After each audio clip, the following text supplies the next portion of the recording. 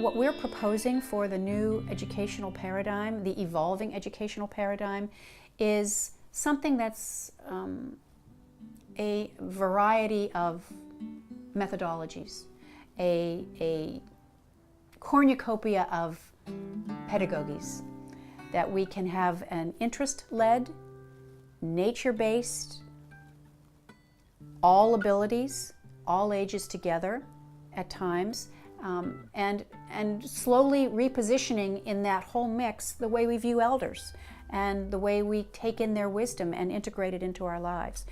I had a wonderful opportunity to do some consulting at the Hunter School in New Hampshire for a year. I was a consultant in education and business and their business model. And these children are highly sensitive, and many of them with extreme behavioral issues from kindergarten through 8th grade. They were in residence there, and some of them were day students. And what I learned there was that these children of today are speaking out in new, creative, and sometimes unconventional ways to let us know they need to be heard, that the systems are no longer working. And we've found that these children that have been diagnosed or labeled for some perhaps behavioral issue or challenge are actually here to teach us something, and they have great wisdom and great understanding if we slow down and listen to them. So I think people are opening up to these new ways of being with children. Teachers are certainly longing for support, because it's been they have in their hearts that they really want to be with children and they want to educate children, and they've been constrained many times with teaching to the test. Well, when they hear that they can now enjoy being with the children in new ways, more expansive ways, more heart-centered ways, they're actually kind of relieved. And we give them the tools and the curriculum and the training to be able to do that most effectively. My vision has always been to impact the way we educate our youth in a powerful and positive way. So it's simple. I can wrap my hands around it and my heart around it, and I can explain it to people. What's transpired in the years since I've been doing this are a variety of ways to do this. And while I live my life intention-based, I also do that for my business. I really am learning more to stand in uncertainty and the unknown. So I resonate with that intention, and then I release it, how it's going to look. So my vision is to view children in new and empowering ways, and that we can have a more inclusive learning environment, so that we don't have special ed and special needs, that we're all together, and that we can begin from a very fundamental age a non-judgmental perspective regarding life.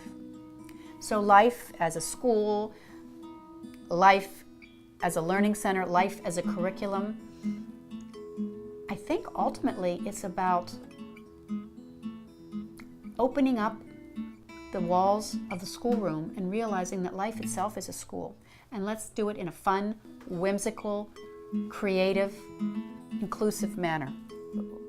In any of our platforms that we have for children, we pretty much do our best to not manage it too much, to simply let them be.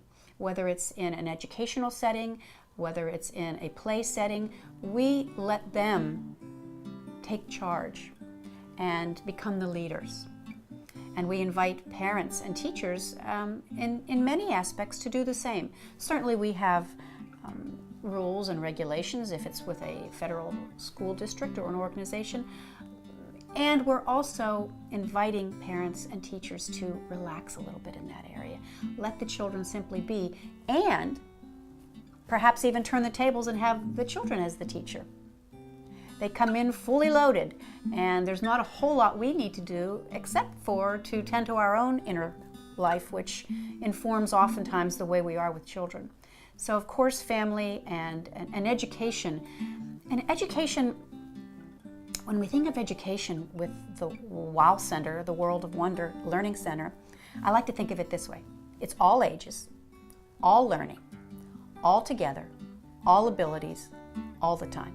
So there's no longer the classroom aspect. It's a community learning center where everybody's together, everybody's learning, whether it's standing in line at the water fountain and how we can be kind and loving. So it's no more sitting at a desk with paper and pencil in hand and books with memorization. It's about learning life and how to be the best that we can be in life. And when we learn how to be the best that we can be with emotional fluency and kind-heartedness and gratitude, then the academics come, and the academics come even easier and better. And when we can partner the children with their special aim in life at younger ages, then they're able to make a huge difference in our world at a much quicker, better, faster, more efficient pace. So that's really, really what we're all about. And the WOW Center is an opportunity to bring it out into the community, to partner seniors with children for movement and wisdom sharing. We plan to do it in a multi-sensory, multi-age community learning center that's, again, outside of the four walls of learning. It's learning in the garden. It's learning sharing wisdom. It's learning how to embrace an abundance mindset with financials in the world. So it's for new parents, it's for elders, it's for teens and tweens to come in and learn new ways to grow up in the world and gender roles and diversity. And embracing technology. It's the best of technology. We kind of call it high-tech, high-touch. So it's the best of technology and the best of high-touch, which is compassion-based, heart-centered learning. I think as a young child, I really didn't know any different. I knew that some things felt good and some things didn't feel good. I really think the tool that I used innocently was my imagination. And I think that's also informed what I do today, being a social entrepreneur, is that creativity that has allowed me to fuel, my imagination fuels that creativity, and it was something that I used in the early years to help to cope with the energies that came at me that sometimes might have made me feel overwhelmed or anxious or uncomfortable. So I think imagination was it. And the children, the way they are, perhaps they're doing things for a very good reason that might seem unusual to us or even harmful, simply because we have our own ideas of what education means, what being behaviorally accepted in our situations or in the world means. I think judgment, if we can turn things around and be able to experience a non-judgment way of being with our children, so that perhaps ADHD or autism or oppositional rage defiance disorder could mean that they're an evolving activist or an inventor or someone that does things a little differently. That's one of the biggest things that I learned at the Hunter School. There were probably 25 children, kindergarten through 8th grade there, with supposedly extreme behavioral issues. Lots of them just wanted to be heard. And when we were able to invite the parents and the teachers to let the kids be simply and give them the self-regulation tools so that they can communicate in ways that were healthier.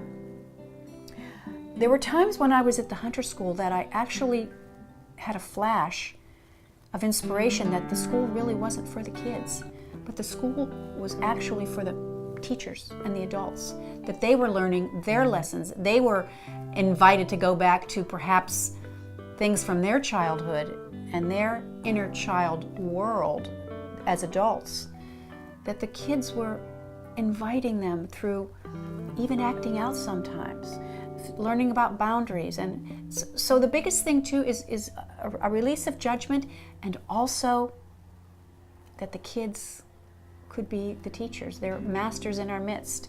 And if we can learn from them and then go more into our own inner life and own interpersonal development, it will be a far, far different place with respect to children. I'm very, very happy that the world is now evolving in such a manner that's allowing me to do that which I know I'm meant to do here in this world. So it's gratifying, and I'm very thankful and very happy, and I know that all the visions that I've held for these number of years are coming together in ways that are beyond what I could have conceived. So when we sit back and hold our intentions and resonate that beautiful heart frequency, it can come together in ways that are for the highest and best for all concerned and beyond our wildest dreams. So I'm encouraging everyone to go out and live your dream.